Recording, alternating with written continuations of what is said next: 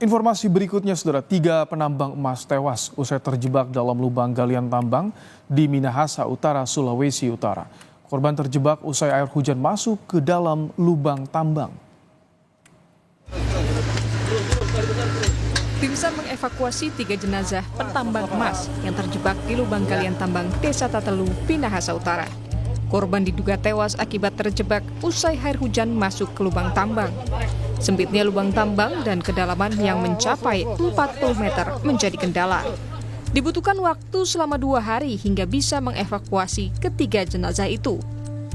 Kapan pengeringan air, ternyata korban masih ada material yang menumpuk di bagian tubuh korban sehingga proses evakuasi berjalan cukup lama. Dan puji syukur pukul 00.55 atau hampir jam 1 dini hari, korban kedua berhasil dievakuasi. Dan pada pukul 2:20 korban ketiga berhasil dievakuasi, itu pada tanggal 9 Desember 2024. Berdasarkan informasi, aktivitas penambangan dimulai pada Jumat 6 November pukul 10 WITA. Namun, sore hari hujan berintensitas tinggi turun di areal pertambangan. Korban terjebak lantaran air hujan masuk ke lubang tambang. Kini seluruh jenazah korban telah diserahkan pada keluarga untuk dimakamkan. Tim Liputan, Kompas TV. Untuk mengetahui perkembangan informasinya, kita tersambung dengan Kepala Kantor SAR Manado, George M. Randang. Selamat petang, Pak George, dengan Ibrahim dari Studio Kompas TV. Halo, selamat petang, Pak George. Halo, selamat petang. Baik, Pak George. Pak Ibrahim, ya. Bisa dipastikan saat itu ketika 3 korban berhasil dievakuasi, tidak ada lagi korban yang terjebak di dalam lokasi tambang, Pak George? Baik, dapat kami sampaikan bahwa dalam operasi evakuasi, sesuai dengan data awal yang kami terima, mengacu dari laporan dari keluarga korban maupun dari pihak kepolisian, dalam hari ini Polsek Dimembe dan dari Polsek wilayah atau Polres wilayah Air Madidi atau Minahasa Utara, bersinergi memberikan data bahwa memang betul hanya 3 orang yang terjebak di dalam lokasi pertambangan tersebut. Pak George, bisa diceritakan kepada kami, digambarkan seperti apa proses evakuasi saat itu? Kita lihat bersama di visual, bahu-membahu warga dan juga tim SAR ini ekstra keras untuk mengevakuasi korban. Jadi baik Pak Ibrahim, jadi dalam proses evakuasi ini memang betul ada sedikit keterlambatan dalam proses evakuasi karena mengingat kita tahu sama-sama di dalam lokasi pertambangan itu tentunya labil ya, dari konstruksi ataupun dari ketahanan struktur tanah itu sangat labil dan membahayakan tentunya bagi penambang-penambang yang ada di lokasi pertambangan karena daerah tersebut merupakan daerah pertambangan dan rekan-rekan yang melakukan aktivitas evakuasi baik dari Basarnas, dari pihak Polsek Dimembe maupun dari Koramil Dimembe dan dari masyarakat dalam hal ini para penambang-penambang lokal yang melakukan evakuasi itu berhati-hati tentunya berdasarkan hasil pendalaman kami melakukan asesmen dan benar-benar kami sangat berhati-hati dan memberikan arahan ataupun petunjuk kepada tim gabungan ini.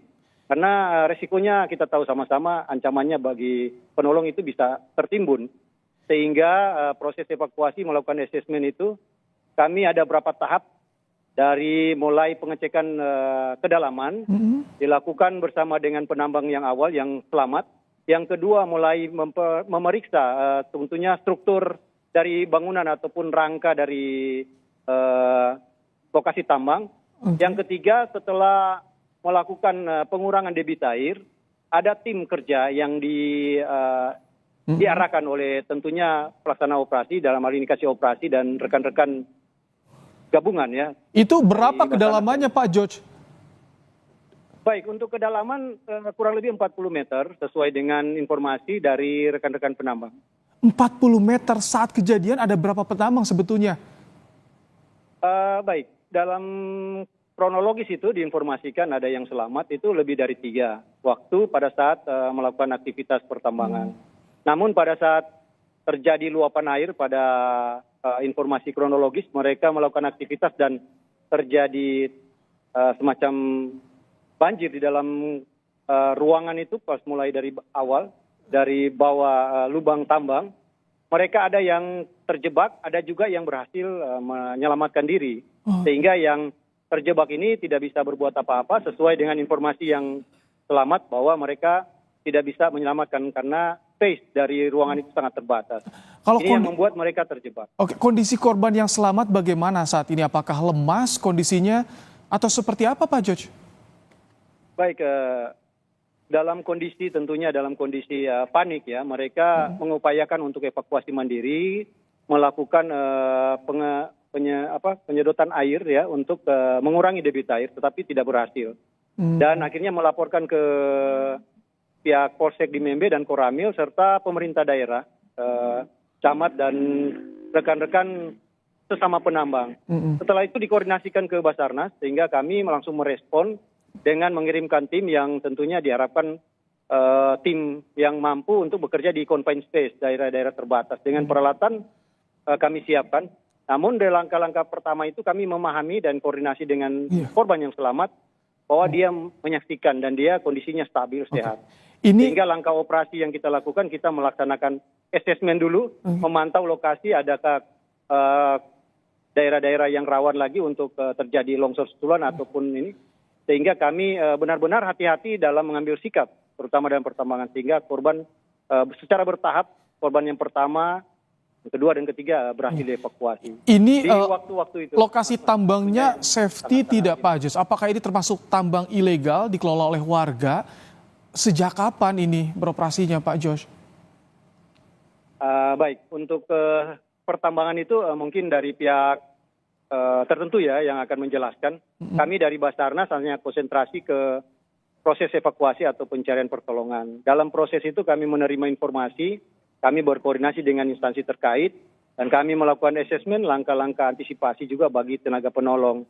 Kami informasikan juga, jadi kami melakukan pertolongan pertama itu bersama dengan tim penambang lokal, itu cukup alot karena memang resikonya sangat besar, dan berhasil semenjak diterima laporan di hari Sabtu, kami langsung aksi dan berhasil dievakuasi satu korban itu pada pukul 1:20 ya, di hari Minggu atau di tanggal 8 Desember 2004. Dan di tanggal 9 kami berhasil mengevakuasi di kurang lebih waktunya hampir bersamaan di jam 1:55 di tanggal 9. Dan korban ketiga kita berhasil mengevakuasi di jam 2:20 local time atau di seluruh korban 9 Desember. Berhasil dievakuasi ya. Dalam kondisi tentunya baik.